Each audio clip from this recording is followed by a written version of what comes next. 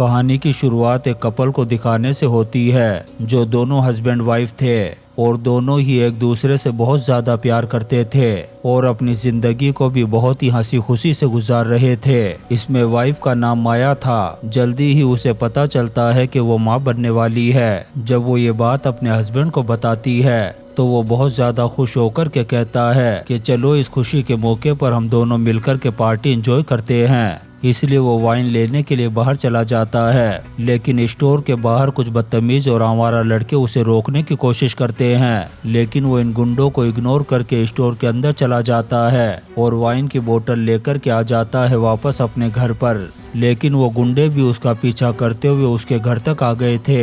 ये लोग घर में घुसकर के धुलाई करना शुरू कर देते हैं। उसकी वाइफ माया बाथरूम में थी। ये लोग बाथरूम के दरवाजे को भी तोड़कर के अंदर घुस जाते हैं और माया को भी बाहर निकाल कर के पीटना शुरू कर देते हैं। उसका हस्बैंड इन गुंडों से बार बार एक ही बात कह रहा था कि प्लीज मैं आपके आगे हाथ जोड़ता हूँ, इसे मत मारो, क्योंकि ये माँ बनने वाली है, इसलिए प्लीज इसे छोड़ दो। लेकिन उन गुंडों को बिल्कुल भी तरस नहीं आता।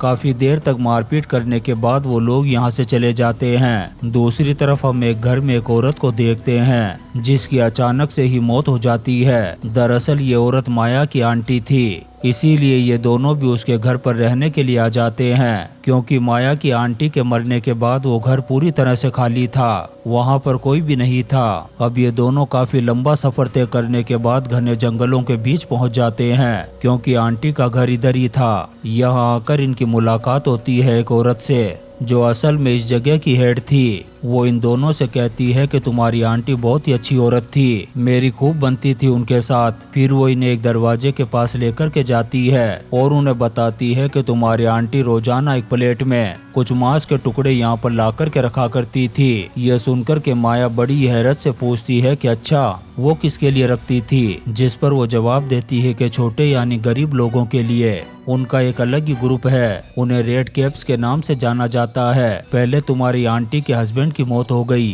वो भी एक खतरनाक बीमारी की वजह से, जिसके बाद वो बहुत ज्यादा दुखी रहने लगी, क्योंकि वो छोटे लोग रेड कैप्स उन्हें कसूरवार ठहरा रहे थे। जिसके बाद तुम्हारी आंटी को भी एहसास हुआ कि वो लोग मुझे इसलिए कह रहे हैं क्योंकि मैंने उन्हें कुछ दिनों तक खाना नहीं डाला था। हो सकता है कि उनका दिल दुखा होगा और उन लोगों ने मुझे बद्दुआ दी होगी, इसीलिए मेरे साथ ऐसा हुआ। पहले मेरा हस्बैंड और फिर मेरा बच्चा भी मर गया, इसीलिए अब मैं चाहती हूँ कि तुम इस ट्रेडिशन यानी इस परंपरा को आगे बढ़ाओ, क्योंकि तुम भी तो माँ बनने वाली हो और मैं नहीं चाहती कि तुम्हारे बच्चे के साथ भी कुछ गलत हो। यह सुनकर के माया बहुत ज्यादा खुश हो जाती है और उस औरत से कहती है कि मैं आपसे वादा करती हूँ कि आज से इस ट्रेडिशन यानी परंपरा को मैं आगे बढ़ाऊंगी। यहाँ पर माया को एक फोटो मिलती है जिसे देख कर के वो समझ जाती है कि जरूर ये मेरी आंटी की ही बेटी होगी। फिर वो पहुंच जाती है सुपरमार्केट में अपनी सारी ज़रूरत का सामान लेने के लिए। ये दोनों वहां से बहुत सारी चीज़ों को खरीद लेते हैं, लेकिन जब पैसे देने के लिए काउंटर पर जाते हैं, लेकिन स्टोर का मालिक ये कहते हुए उनसे पैसे नहीं लेता कि तुम उस घर में रहने के लिए आई हो, इसलिए मैं तुमसे पैसे नहीं ले सकता। जिसके बाद ये दोनों खुशी खुशी सामान लेकर के यहाँ से जाने लगते हैं। रास्ते में ये एक वीरान जगह पर रुकते हैं जहाँ पर एक फैमिली रहती थी जिसका नाम बिलन फैमिली था। इसके बाद ये दोनों एक बार में जाते हैं जहां पर मौजूद लोग इन दोनों को ही घूरे जा रहे थे। फिर अचानक सारे लोग नॉर्मल होकर के वेलकम करते हैं इनका। जब ये दोनों बैठे हुए थे तभी इनके पास एक बूढ़ा आदमी आता है और कहता है कि बेटा मेरी एक बात हमेशा याद रखना, उस फैमिली के हेड विलियन और उसके बच्चों से अपनी वाइफ को हमेशा दूर रखना। तभी बार की मालिक यानी इस जगह की हेड कहती है कि मैंने तुम्हारे जिम्मे एक काम लगाया था, तो क्या तुमने उस काम को किया? रेड कैप्स को खाना डाला? ये सुनकर के माया कहती है कि ओ शिट, मैं तो भूल गई थी कि उन लोगों को भी खाना डालना है। ये सुनकर के वो हेड माया को साइड में लेकर के जाती है और गुस्सा करते हुए कहती है कि तुमने ये क्या किया?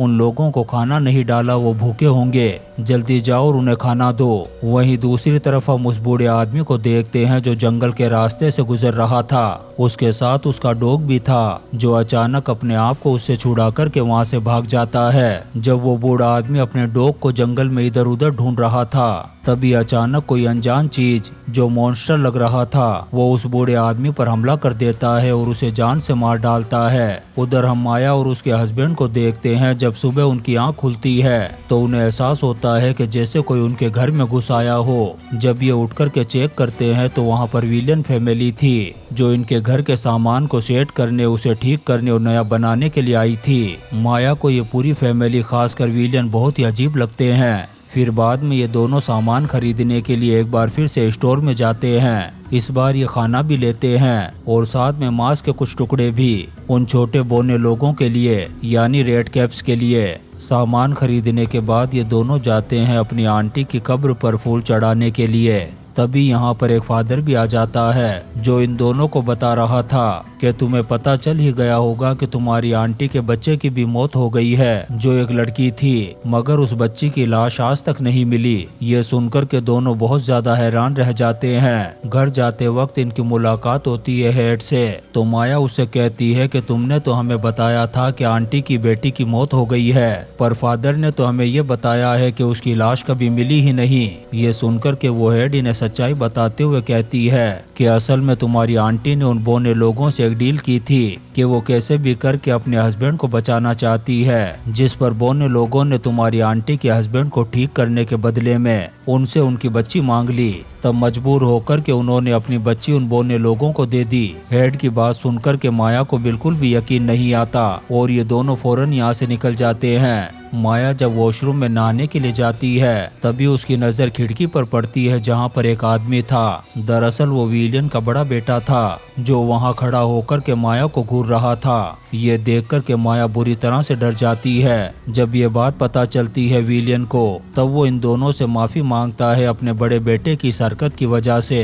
अब माया भी रेड कैप्स को खाना डालने के लिए उस दरवाजे के पास आ गई थी। वो मांस के टुकड़े प्लेट में डाल करके वहाँ पर रख देती है, लेकिन ये देखकर के हैरान रह जाती है कि वो प्लेट पूरी तरह से खाली हो गई थी। ये देखकर के माया को यकीन हो गया था कि सच में यहाँ पर वो बौने लोग यानी रेड कैप्स रहते हैं। इसी बीच विलियन फैमिली दोबारा से यहाँ पर आकर के अपने काम को शुरू कर देती है, पर गलती से उसके बड़े बेटे से खिड़की टूट जाती है। इस बात से माया के हस्बैंड को बहुत बुरा लगता है और इन लोगों की आपस में बहस हो जाती है। इसी बीच विलियन भी यहाँ पर आ चुका था। जब वो देखता है कि मेरे बेटे की गलती है तब वो उसे बहुत बुरी तरीके से मारता है, लेकिन माया उसे रोक देती है कि प्लीज बस कीजिए, मत मारिए इसे। ये सुनकर के वो उसे छोड़ देता है और इस तरीके से विलियन के बेटे की जान बच जाती है। फिर कुछ देर बाद उसे कुत्ते के भौंकने की आवाज सुनाई देती है। उसे लगता है कि जरूर ये कुत्ता उस बूढ़े आदमी का होगा जो जंगल में भाग गया था और अब शायद वो वापस आ गया होगा। उस कुत्ते की आवाज को सुनकर के माया जंगल में चली जाती है। वहाँ पर वो डॉग तो मिल जाता है उसे, पर वो माया को लेकर के एक झोंपड़ी के पास आ गया था। जब वो उसके अंदर झांकती है तो वो जगह काफी नीचे थी। दरअसल वो एक गुफा थी जिसे देखकर के वो सोच में पड़ जाती है कि आखिर जंगल के बीचों बीच ये गुफा किस लिए बनाई गई होगी, क्योंकि वहाँ पर चिराग यानी दिए भी रखे हुए थे। इन सब चीजों को नजरअंदाज करके जब वो वापस आ रही थी तभी उसे विलियन का बेटा मिलता है जो उदास होकर के यहाँ पर आ गया था। माया उसके पास जाकर के उसके मूड को ठीक करने की कोशिश करती है और उससे कहती है कि तुम अपना दिल छोटा मत करो, तुम बहुत अच्छे हो, तुम बहुत अच्छा काम कर रहे हो, मुझे तुम्हारा काम बहुत ज्यादा पसंद आ रहा है। ये सुनकर के वो भी माया का हाथ पकड़ लेता है और कहता है कि तुमने भी तो मेरी जान बचाई थी, इसके लिए मैं तुम्हें थैंक्स कहता हूँ और सच में तुम बहुत ज्यादा खूबसूरत हो, मैं तुम्हें बहुत पसंद करता हूँ। इतना कहने के बाद वो जबरदस्ती करने लगता है माया के साथ। तभी ये देख कर के माया हैरान रह जाती है कि एक अनजान चीज जो मॉन्स्टर लग रहा था वो अचानक से विलियन के बेटे पर हमला कर देता है। वो उसे मारकर खींचकर अपने साथ ले जाता है। अब माया जल्दी से अपने घर आती है और सारी बात बताती है अपने हस्बैंड को। साथ ही उसे कहती है कि मेरे साथ चलो, मैं तुम्हें कुछ चीज दिखाती हूँ। वो उसे उस रास्ते के पार ले जाती है जहाँ पर रेड कैप्स रहते थे। वो उसे बताती है कि कोई अनजान चीज जो मॉन्स्टर लग रहा था वो उसे खींच करके अपने साथ ले गया। एक तरह से उस मॉन्स्टर ने मेरी इज्जत बचाई, लेकिन माया के हस्बैंड को उसकी बात पर बिल्कुल भी यकीन नहीं आता। वो उल्टा उस पर गुस्सा करने लगता है कि शायद तुम्हारा दिमाग खराब हो गया है। इसके बाद जब वो बार में जाता है तो वहाँ पर विलियन के दोनों बच्चे भी आए हुए थे। वो उससे सवाल करते हैं कि हमारा भाई मिल नहीं रहा, क्या तुमने उसे कहीं पर देखा है? जिस पर माया का हस्बैंड कहता है कि मुझे नहीं पता, मैंने किसी को नहीं देखा। ये सुनकर के ये दोनों उसके साथ बदतमीजी करना शुरू कर देते हैं और जोर जोर से उस पर चिल्लाने लगते हैं। इस बात से बार की मालिक यानी उस हेड का दिमाग खराब हो जाता है और वो इन दोनों से कहती है कि फौरन निकलो यहाँ से। उधर माया जब घर में अकेली थी तो उसे ऐसा महसूस होता है कि उसके अलावा भी घर में कोई और है। जब वो दरवाजे के पास जाकर के देखती है तो हैरान रह जाती है। एक बहुत छोटा मॉन्स्टर जो कि बोना था घर के अंदर घुस आया था, जिसके हाथ में प्लास्टिक का एक बैग भी था। माया उसे देखकर के बुरी तरह से डर जाती है और पीछे पीछे हटने लगती है, लेकिन वो मॉन्स्टर उसे कुछ नहीं करता और वो बैग उसे पकड़ा करके चुपचाप वापस चला जाता है। पर जाते जाते वो इस बोने मॉन्स्टर रेड कैप्स की एक तस्वीर बना लेती है। जब वो उस बैग को खोल करके देखती है तो उसकी पैंट गीली हो जाती है। दरअसल उस बैग के अंदर विलियन के बेटे का सर था। फिर रात होते ही उसका हस्बैंड भी घर आ गया था। तब माया उसे सारी बात बता देती है कि आज मैंने उन बोने लोगों रेड कैप्स को अपनी आंखों से पहली बार देखा। वो हमारे घर तक आ गया था। फिर जब उसका हस्बैंड उस बैग को चेक करता है तो उसकी भी पैंट गीली हो जाती है। माया उसे रेड कैप्स की वो फोटो भी दिखाती है जो उसने चुपके से बनाई थी। तभी बाहर विलियन फैमिली भी आ गई थी। वो बाहर से कहते हैं कि दरवाजा खोलो, हमें आपसे जरूरी बात करनी है। दरअसल मुझे मेरा बेटा नहीं मिल रहा, मुझे शक है कि वो आप लोगों के साथ है। उसकी ये बात सुनकर के ये अंदर से सारे दरवाजों को बंद कर देते हैं। फिर माया का हस्बैंड उससे कहता है कि तुम्हारा बेटा हमारे साथ नहीं है, इसलिए तुम चुपचाप यहाँ से चले जाओ। अगर तुम नहीं गए तो मैं पुलिस को बुला लूंगा। ये सुनकर के विलियन फैमिली इनके घर के सारे वायर्स को काट देती है ताकि ये पुलिस को ना बुला सके। अब माया उस सर वाले बैग को फेंकने के लिए चोरी चुपके से यहाँ से जाने लगती है, पर विलियन फैमिली की बेटी ने उसे देख लिया था। वो बैग भी उसके हाथ लग गया था। बैग को चेक करने पर उसे पता चल जाता है कि उसका भाई मारा गया है, लेकिन वो माया के साथ कुछ करती। इससे पहले ही माया यहाँ से भागकर के रेड कैप्स के इलाके में पहुंच चुकी थी। अपने बेटे के सर को देखकर के विलियन का भी दिमाग खराब हो गया था। वो अपने दोनों बच्चों से कहता है कि फौरन इस घर को आग लगा दो। इसके बाद ये उस घर में आग लगाने लगते हैं। विलियन का बेटा भी माया के हस्बैंड को पकड़कर बुरी तरह से मारता है। उधर माया भी जंगलों के बीच में आ गई थी और जोर जोर से चिल्लाकर के कह रही थी कि रेड कैप्स तुम कहाँ पर हो, प्लीज बाहर आओ, मेरी मदद करो, कुछ लोग हमें मारना चाहते हैं। पर आगे से उसकी इस बात का कोई भी जवाब नहीं आता। उधर विलियन की बेटी जब घर में आग लगा रही थी तो ये देखकर के काफी हैरान रह जाती है कि धीरे धीरे करके आग अपने आप ही बुझ रही थी। तभी अचानक से घर में वो रेड कैप्स आ जाते हैं जो विलियन और उसके बेटे पर हमला कर देते हैं। दरअसल ये माया और उसके हस्बैंड की मदद करने के लिए आए थे।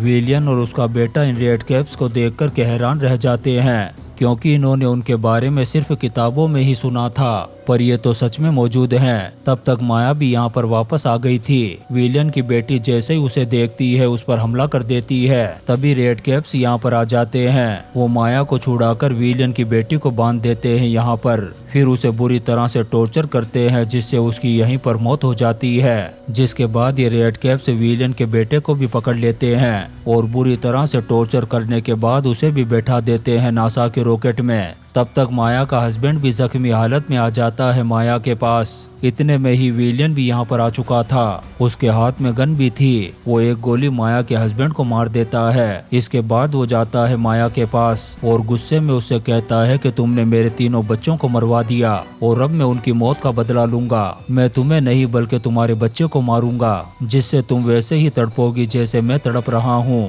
तभी यहाँ पर बूढ़े आदमी का डॉग आकर के विलियन पर हमला कर देता है जिससे गन नीचे गिर जाती है उसके हाथ से। माया जल्दी से उस गन को उठा लेती है और सारी गोलियां विलियन को मार करके उसे भी पहुंचा देती है दूसरी दुनिया में, जिससे आखिरकार इन दोनों हस्बैंड वाइफ की जान बच जाती है। उसी रात माया एक बहुत ही खूबसूरत बेटे को जन्म देती है। फिर जब माया घर में काम कर रही थी तभी रेड कैप्स यहाँ पर आते हैं और उनके बच्चे को उठा करके अपने साथ ले जाते हैं। माया उन्हें देख लेती है। वो अपने बच्चे को बचाने के लिए पीछे पीछे जाने लगती है उन लोगों के।